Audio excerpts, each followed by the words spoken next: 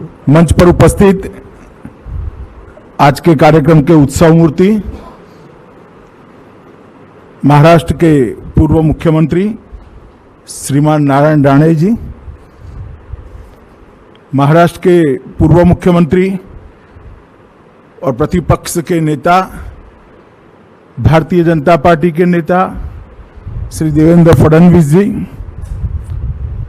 गोवा के युवा और जोशीले मुख्यमंत्री डॉक्टर प्रमोद सावंत जी, महाराष्ट्र भारतीय जनता पार्टी के अध्यक्ष और मेरे मित्र चंद्रकांत दादा पाटिल जी, विधान परिषद में भारतीय जनता पार्टी के नेता और नेता प्रतिपक्ष भाई प्रवीण, भारतीय जनता पार्टी के राष्ट्रीय सचिव श्री विनोद तावड़े जी, श्री रविंद्र चौहान जी, राणे साहब का पूरा परिवार यहाँ पर उपस्थित है और आज आए हुए सभी इस क्षेत्र के गणमान्य देवियों, सज्जनों और प्यारे विद्यार्थी भाइयों और बहनों, आप सभी को नमस्कार। सबसे पहले तो मैं इस भूमि पर पैर रखकर, इस मिट्टी को छूकर एक बहुत बड़ी चेतना की प्राप्ति हमेशा से करता हूं, क्योंकि यही भूमि है जिसने पूरे देश को स्वदेश और स्वधर्म के लिए जान देने का संस्कार और जान देने का जज्बा दिया।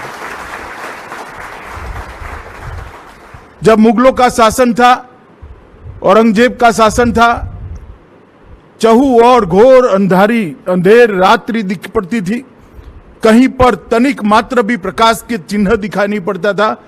उस वक्त शिवाजी महाराज ने, एक युवा बालक जैसे शिवाजी महाराज ने स्वराज की बात कर कर पूरे देश के अंदर चेतना जागरूक करने का काम किया। वहां से चली हुई यात्रा आज मोदी जी के नेतृत्व में भारतवर्ष को विश्व गुरु बनाने तक पहुंची। उन्होंने जो इतने अल्प कालखंड के अंदर अनेक प्रकार के साहस किए, मुगलों की जमी हुई सत्ता को हिलाकर रख दिया और अंततोगत्वा हिंदवी स्वराज की स्थापना की। अपने जीवन के अंदर एक ही जीवन में इतने सारे साहस और पराक्रम किए कि शायद ही कोई व्यक्ति कर पाए। अपनी जान की बाजी लगाकर, जान को हथेली में रखकर हमेशा के लिए किस प्रकार से स्वधर्म और स्वराज का झंडा आगे बढ़े, इसके लिए उन्होंने हमेशा पराक्रम करने के लिए वो प्रयत्नशील रहे। और ये जिला और ये स्थान इसलिए भी ऐतिहासिक है कि पूरे पश्चिम भारत में सबसे पहली भारत की नौसेना बनाने का काम शिवाजी महाराज ने इसी पवित्र भूमि, यहां से लेकर अफ्रीका तक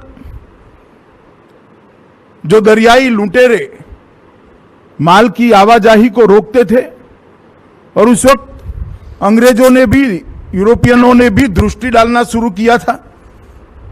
वो दूरंदेशी व्यक्ति ने उस वक्त नाप लिया था कि नौसेना नहीं है तो देश सुरक्षित नहीं रह सकता। इतना लंबा सागर किनारा जिस देश को है उसको सुरक्षित करना चाहिए। और मित्रों, इसी सिंधु दुर्ग की भूमि पर विकास के एक के बाद एक काम निरंतर करने का अगर किसी को यश प्राप्त है तो श्री नारायण राणे जी को प्राप्त है। इसमें आज एक और कड़ी जोड़ेंगे। नारायण राणे जी की छवि कई प्रकार से कई लोग वर्णित करते हैं, मगर मैं उनको देखता हूं कि जहां पर भी अन्याय होता है वहां अन्याय के खिलाफ खौफ रखे बगैर, डर रखे बगैर संघर्ष करने वाले व्यक्ति की। और ये बहुत महत्वपूर्ण है सार्वजनिक जीवन में, क्योंकि जो अपने अन्याय के सामने नहीं लड़ सकता वो जनता के अन्याय के सामने कभी नहीं लड़ सकता। और राणे साहब के जीवन में जब कभी भी अन्याय के मौके आए तब उन्होंने निश्चित रूप से भविष्य की सोच करे बगैर अन्याय का सामना किया, उसके खिलाफ संघर्ष किया और इसीलिए इनकी राजनीतिक यात्रा बहुत टेढ़ी मेढ़ी है। मुझे भी कुछ पत्रकारों ने कहा कि आपके यहां भी अन्याय होगा तो क्या होगा। मैंने बोला हम अन्याय करेंगे ही नहीं, सम्मान करेंगे, आप चिंता मत करें। भारतीय जनता पार्टी को मालूम है कि राणे साहब जैसे नेता को किस प्रकार से संभालना और किस प्रकार से सम्मान देना, वो भारतीय जनता पार्टी को आता है। मित्र, एक बहुत संघर्षशील व्यक्तित्व है जिसने इस क्षेत्र के विकास के लिए, आधारभूत सुविधाओं के लिए, सड़क के लिए, सिंचाई के लिए, ब्रिजेस के लिए, सिंचाई के बड़े बड़े प्रोजेक्ट्स के लिए, इंजीनियरिंग कॉलेज, कृषि कॉलेज, हॉर्टिकल्चर कॉलेज और अब इतने बड़े अस्पताल बनाने के बाद 150 सीटों के साथ का मेडिकल कॉलेज लाने का काम किया है, जहां से सिंधु दुर्ग से युवा मुंबई की ओर, गोवा की ओर, कोल्हापुर की ओर और बहुत पढ़ लिख जाए तो पुणे की ओर जाता था, वो युवा यहीं पर रह जाए कोंकण में। इस प्रकार का इंफ्रास्ट्रक्चर बनाने में इन्होंने बहुत बड़ा योगदान दिया है और ये पूरा कोंकण प्रदेश बहुत लंबे समय तक उनको याद रखेगा। मेडिकल कॉलेज के बारे में प्रस्तावक महोदय ने बहुत सारी बातें की है, मैं ज़्यादा कुछ कहना नहीं चाहता हूं। सिर्फ एक ही बात का मैं राणे साहब को आग्रह करना चाहता हूं कि आपकी लाइब्रेरी मैंने आते वक्त देखी, बाहर से देखी है, मगर बहुत सुंदर मकान आपने बनाया है। मेरा आपसे आग्रह है कि सिर्फ मेडिकल के रिलेटेड पुस्तक इसके अंदर न रखिएगा, देश का इतिहास, महाराष्ट्र का इतिहास और स्वतंत्रता संग्राम के पुस्तक भी रखिएगा, जिससे बच्चे ये समझ पाए कि आज हम यहाँ पर खड़े हैं, किस प्रकार से खड़े हैं, कितनी पीढ़ियों के संघर्ष के बाद खड़े हैं, कितनी पीढ़ियों के बलिदान के बाद आज हम यहाँ पर पहुंचे हैं, ये बच्चे समझ पाए। इसलिए लाइब्रेरी को बड़ी समृद्ध लाइब्रेरी बनाइए, ऐसी मेरा आपको विनंती है। और इसमें कहीं पर भी मेरी मदद लगती है तो आप जरूर मुझे कह सकते हैं, क्योंकि मैं प्रोडक्ट ही लाइब्रेरी की हूँ, पुस्तकों ने ही मुझे बनाया है।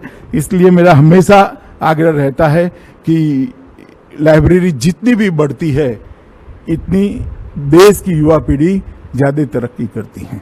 मित्रों, आज मेडिकल कॉलेज का उद्घाटन है और ये सभी बच्चे जो यहाँ पर हैं, स्टूडेंट्स हैं, मैं सभी को कहना चाहता हूँ कि आप बहुत उचित समय पर मेडिकल के अंदर एडमिशन लेकर डॉक्टर बनने की शुरुआत करें, क्योंकि आज तक इस देश के मेडिकल इंफ्रास्ट्रक्चर को, हेल्थ इंफ्रास्ट्रक्चर को किसी ने दूरदर्शिता के साथ एक के बाद एक टाइम बाउंड प्रोग्राम के साथ आगे बढ़ाने का नहीं सोचा था। 130 करोड़ के देश के अंदर हेल्थ सुविधाएं बिल्कुल चरमराई हुई थी।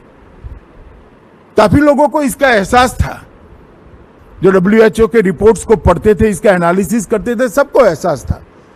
परंतु जब कोरोना आया तब पूरे देश को एहसास हो गया, क्योंकि अनुमान लगने लगे कोरोना जैसी महामारी जिसका इलाज ही नहीं है और इतनी तेजी से फैलती है, तो भारत जैसे देश का क्या होगा। दो कारण, एक तो 130 करोड़ की आबादी और दूसरा कारण वहां हेल्थ इंफ्रास्ट्रक्चर बहुत वीक है।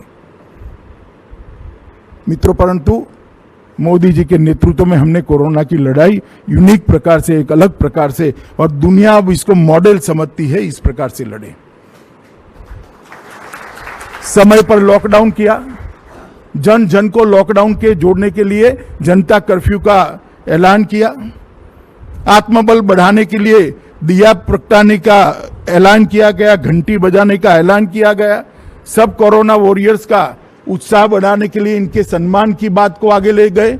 और जहां 2 लेबोरेटरी थी, 2200 से ज्यादा लेबोरेटरी टेस्टिंग की पूरे भारत में है। इतने रॉकेट स्पीड से इंफ्रास्ट्रक्चर को खड़ा किया गया। हम मास्क नहीं बना पाते थे, PPE किट बना नहीं पाते थे, वेंटिलेटर इंपोर्ट होते थे। आज मास्क, PPE किट और वेंटिलेटर, ये 6 महीने के कालखंड के अंदर ही सबसे बड़ा एक्सपोर्टर अगर कोई एक देश है तो अपना हिंदुस्तान है, अपना भारत। इस लड़ाई को हम बहुत अच्छे तरीके से लड़े और हमने देखा है, जिनका बड़ा नाम था डेवलप कंट्री के नाम से, चाहे इंग्लैंड हो, चाहे इटली हो, चाहे अमेरिका हो, लाइनें हमने रोड पर देखी है। रोड पर इसको बॉटल में दवाइयां दी जाती थी, हमने देखा है इसको। भारत के अंदर कहीं पर भी ऐसा दृश्य नहीं हुआ। इंफ्रास्ट्रक्चर को लॉकडाउन के कालखंड में हमने मजबूत किया। लॉकडाउन से पहले महामारी को फैलते हुए रोका, इंफ्रास्ट्रक्चर को मजबूत किया। लॉकडाउन उठा, थोड़ी महामारी फैली तो उससे लड़ने के लिए हमारे डॉक्टर भी तैयार थे, हमारा मेडिकल पैरामेडिकल स्टाफ भी तैयार था और इंफ्रास्ट्रक्चर भी तैयार थी। इसका नतीजा क्या है? दुनिया भर में बड़े देशों में सबसे कम मृत्यु का दर अगर किसी देश का है तो America, Europe, England, France, Germany, Japan, Italy का नहीं है, मेरे और आपके देश भारत का है। सबसे ज्यादा रिकवरी रेट रखने वाले देशों में अगर कोई है तो भारत है। और मुझे भी कोरोना हुआ था, थोड़ा ज्यादा ही हो लगा, काफी लोगों को आनंद भी होने लगा था, परंतु मैंने उस वक्त डॉक्टरों के साथ चर्चा बहुत की और क्या करता, अस्पताल में था। तो उन्होंने जो यहां रिसर्च पेपर तैयार करे, एक्सपेरिमेंट करे, वो एक्सपेरिमेंट को दुनिया के 170 से ज्यादा देशों ने as a line of treatment adopt किया और अपने देश के अंदर भारत की लाइन ऑफ ट्रीटमेंट को एडॉप्ट कर दुनिया की। ये लड़ाई जो हमारे डॉक्टर्स लड़े हैं, पैरामेडिकल स्टाफ लड़ा है, वो लड़ाई के लिए जितनी बधाइयां हम उनको दे वो कम है मित्रों। वो लोग बधाई के पात्र हैं। इधर उधर ये वो करते करते एक ऐसी लाइन ऑफ ट्रीटमेंट तय की जिसने लगभग 1% पर मृत्यु दर को ला दिया, वो भी आगे वाला है। अब तो 1% भी नहीं रहा है, 0.25% के नीचे चला गया। और देश भर में जिस प्रकार से कोरोना के खिलाफ लड़ाई लड़ी गई, इसमें हम सफल हुए, इसका एक ही कारण है। दुनिया भर में कोरोना के खिलाफ लड़ाई सिर्फ मेडिकल डॉक्टर और सरकारें लड़ी है।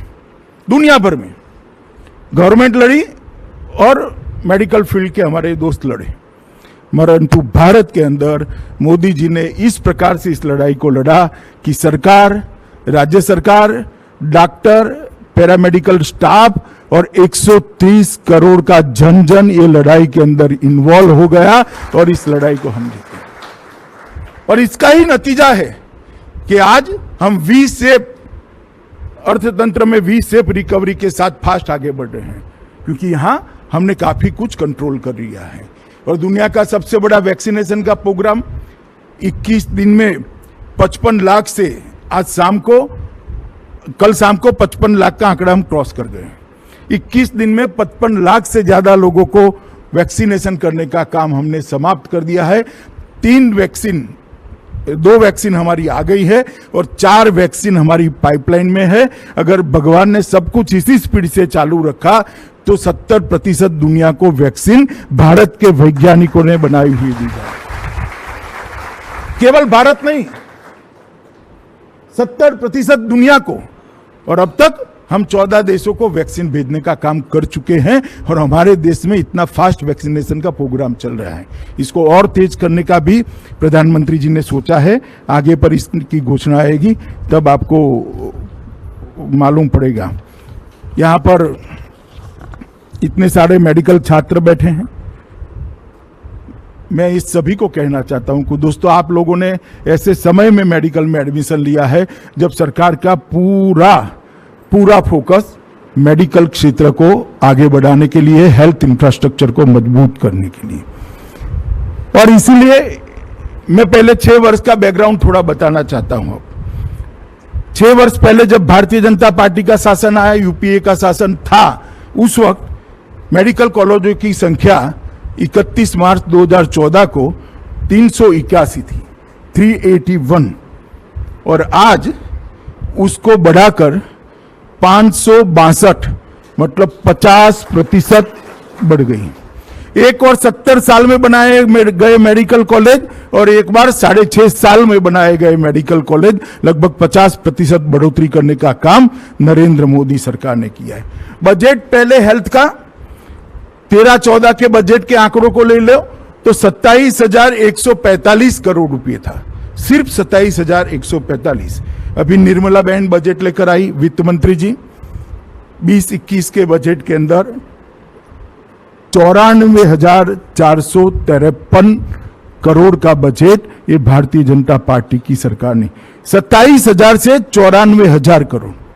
आप कल्पना करिए कितना बड़ा थ्रस्ट मोदी जी ने हेल्थ इंफ्रास्ट्रक्चर और आरोग्य पर दिया है।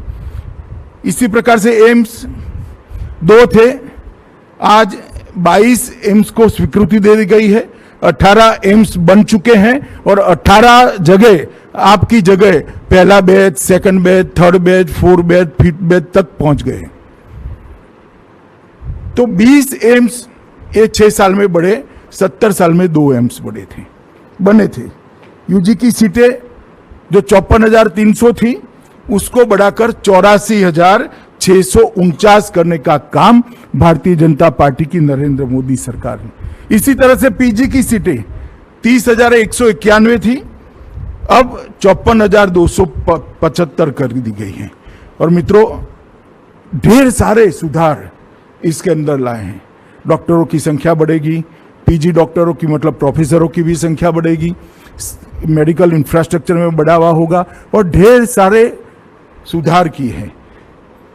एमसीआई हम सब जानते हैं, बहुत सारे समय के साथ इसके अंदर बहुत सारी बुराइयां प्रवेश हुई थी, इसको टोटल क्लीन अप करने का काम भारतीय जनता पार्टी की नरेंद्र मोदी सरकार ने किया है। और एंट्रेंस और एग्जिट दोनों के लिए नीट और नेक्स्ट ये 2 एग्जाम लेकर बच्चों को शोषण से बाहर कर दिया है। आज मेरिट्स वाले बच्चे को कोई रोक नहीं सकता है, वो अपनी स्थानीय भाषा में आराम से नीट की एग्जाम देकर किसी भी सिफारिश के बगैर एडमिशन प्राप्त कर सकता है, उसको कोई तकलीफ नहीं पड़ेगी। और जब पास तभी करते थे कुछ प्राइवेट मेडिकल कॉलेज, कुछ गुरु दक्षिणा दे दी जाए, इसके अलावा पास नहीं करते थे, तो अब नेक्स्ट को भी ले आए और जो एग्जिट एग्जाम चालू कर दिया वो भी ऑल इंडिया लेवल पर होगा, किसी के हाथ में कुछ ही नहीं रहा है। इस प्रकार की पारदर्शिता इस क्षेत्र के अंदर लाने का काम भारतीय जनता पार्टी की मोदी सरकार ने किया है। मित्रों, ढेर सारी चीजें हैं, मैं इतना ज्यादा बताना भी नहीं चाहता, परंतु मैंने जो अभी कहा बजट वो 27,000 से बढ़कर 54,000 तक बजट बना। अब इसके 2.5 गुना बजट 137%, 1.5 गुना बजट, लगभग 1.5 गुना, 1.25 गुना बजट बढ़ाकर इस बजट के अंदर और इसके अंदर बढ़ोतरी करने का काम ये भारतीय जनता पार्टी की सरकार ने किया है। और गांव तक कैसे स्वास्थ्य सेवाएं सुधरेगी, तो कहते थे दवा कौन अस्पताल लगाएगा, कौन इलाज कौन कराएगा, पैसा कौन खर्च करेगा, क्योंकि पेइंग कैपेसिटी ही नहीं थी। तो प्रधानमंत्री आयुष्मान भारत योजना लाकर लगभग इस देश के 60 करोड़ लोगों को 5 लाख तक का हेल्थ का पूरा खर्चा आज भारतीय जनता पार्टी की नरेंद्र मोदी सरकार। आप अगर एमडीएमएस हो जाओ, छोटे से तहसील के अंदर, जिले के अंदर आपका छोटा सा अस्पताल खोल दो, क्लिनिक खोल दो, आपको कोई तकलीफ नहीं पड़ेगी, क्योंकि 5 लाख तक का गरीब से गरीब व्यक्ति का पेमेंट भारत सरकार करने वाली है। आपको सिर्फ आयुष्मान भारत योजना के साथ आपके अस्पताल को रजिस्टर करना है। ऐसी ढेर सारी सुविधाएं भारतीय जनता पार्टी की सरकार ने खड़ी की है मित्रों। और मैं इसीलिए आपको कहता हूं कि आप ऐसे अच्छे समय पर आपको एडमिशन मिला है कि जब आप यहाँ से डॉक्टर बनकर निकलोगे, ढेर सारी अपॉर्चुनिटी, संभावनाएं आपके लिए देश में आपके सामने खड़ी होगी। मित्रों, मैं महाराष्ट्र में आया हूं, मैं पार्टी अध्यक्ष था तब यहां चुनाव हुआ था। देवेंद्र जी के नेतृत्व में हम चुनाव लड़े थे और इसके बाद में एक 3 व्हील वाली ऑटो रिक्शा की सरकार बन गई। एक ऐसी ऑटो रिक्शा जैसी सरकार है जिसके 3 पहिए हैं, इसमें तो कोई आपत्ति नहीं, चलो भाई चौथा पहिया नहीं है, परंतु तीनों पहिए अलग अलग दिशा में चलते हैं। एक पूर्व में चलता है, एक पश्चिम में चलता है, एक उत्तर में चलता है और दक्षिण से पीछे से कोई खींचता है। ये सरकार हर मोर्चे पर विफल गई है और मैं आज महाराष्ट्र की जनता को कहने आया हूं कि आपने जो जनादेश दिया था वो पवित्र जनादेश का अनादर कर एक अपवित्र गठबंधन बनकर सत्ता की लालच के कारण यहां पर सरकार बनी। जनादेश क्या था? जनादेश था मोदी जी और देवेंद्र जी के नेतृत्व में यहां भारतीय जनता पार्टी और शिवसेना की सरकार बनी।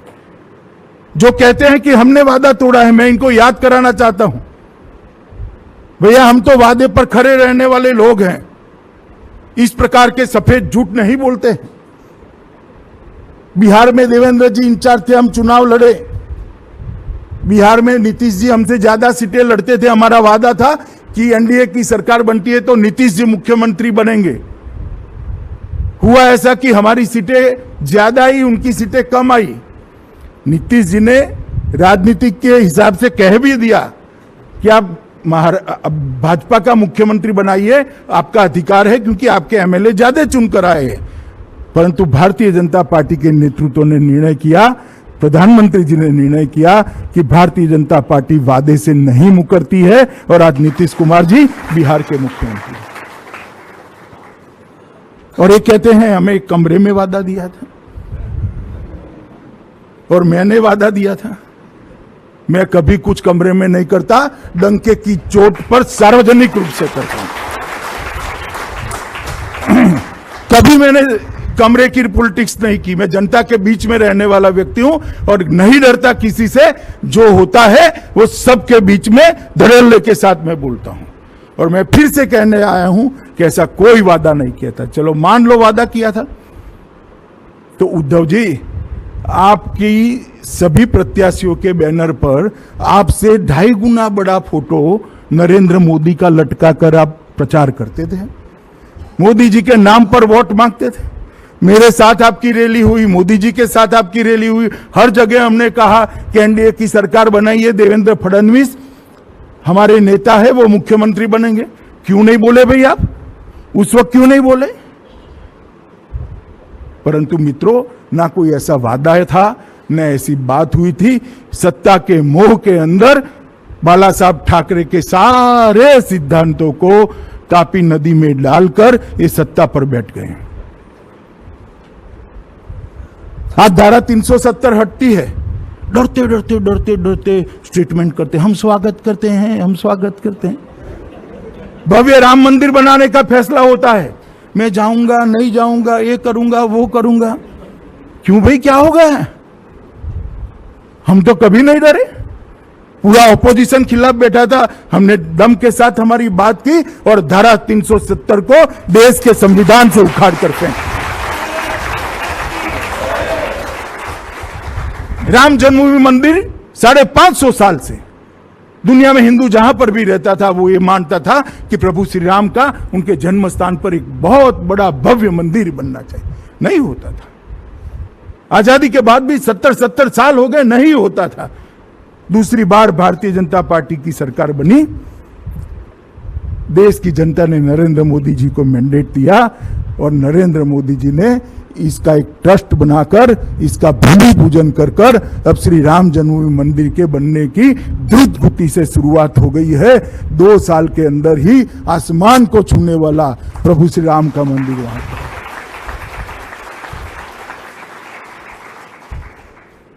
भारतीय जनता पार्टी सिद्धांतों के लिए राजनीति में आई है, राजनीति के लिए सिद्धांत नहीं बनाती है। और मैं शिवसेना के मित्रों को कहना चाहता हूं कि आपने सिद्धांतों के लिए आप राजनीति में नहीं आए हो। बाला साहब चले गए, आप राजनीति के लिए सिद्धांत को तोड़ते मरोड़ते हो, मगर महाराष्ट्र की जनता आपको बहुत अच्छे तरीके से जानती है। और इसीलिए अभी पंचायत का चुनाव हुआ, हमने उसमें भी कुछ छिपा कर नहीं करा। भारतीय जनता पार्टी समर्थित पैनल कर चुनाव लड़े और लगभग 75 से 80% के आसपास भारतीय जनता पार्टी के हमारे कार्यकर्ताओं को महाराष्ट्र की जनता ने मैंडेट दिया है। आप तीनों साथ होने के बावजूद क्योंकि महाराष्ट्र की जनता भी आपको जानती है। मित्रों, यही क्षेत्र के अंदर बहुत बड़ा तूफान आया, काजू और आम के पेड़ों की क्षति हुई, ढेर सारी क्षति हुई। मुझे बताइए भैया, आपने मुख्यमंत्री जी को यहां देखा था क्या? देखा था किसी ने? देवेंद्र जी ने 3 चक्कर लगाए, मैं फोन पर पूछा करता रहता था। गांवों तक गए और काजू की वाड़ियों में भी गए। क्यों भाई? दायित्व नहीं है? दायित्व है, मगर वो बैठे हैं कि साकर कारखानों को पॉलिटिकली कैसे विक्टिमाइज किया जाए। मैं आज भी कहना चाहता हूं महाराष्ट्र सरकार को, कोऑपरेटिव सेक्टर ढेर सारे किसानों के लिए एक बहुत बड़ा इनकी उपज को बेचने का साधन है। आप उसको पॉलिटिसाइज मत करिए। जो भारतीय जनता पार्टी के कार्यकर्ता हैं, उनके साकर कारखानों को एक के बाद एक आप लक्ष्य बनाते हो और क्या समझते हो कि भारतीय जनता पार्टी के कार्यकर्ता डर जाएंगे? ना, डरेंगे नहीं। डंके की चोट पर आपके सामने लड़ाई लड़कर किसानों की सेवा करेंगे। और ये स्वप्न पालिए भी मत पालिए स्वप्न। हमारे कार्यकर्ता डरेंगे नहीं। और मैं तो आपको इतना ही कहना चाहता हूं कि हम आपके रास्ते पर नहीं चलेंगे, मगर हम आपके रास्ते पर देवेंद्र भाई जब मुख्यमंत्री थे चले होते तो आपकी पार्टी का अस्तित्व भी न होता। मगर हम चलना नहीं चाहते, ये रास्ता हमें अभिप्रेत नहीं है। हम जन कल्याण के मार्ग पर चलते हैं, हम अंत्योदय के मार्ग पर चलते हैं, हम राष्ट्रभक्ति के मार्ग पर चलते हैं, हम राष्ट्र कल्याण के मार्ग पर चलते हैं, और यही सच्चा रास्ता है।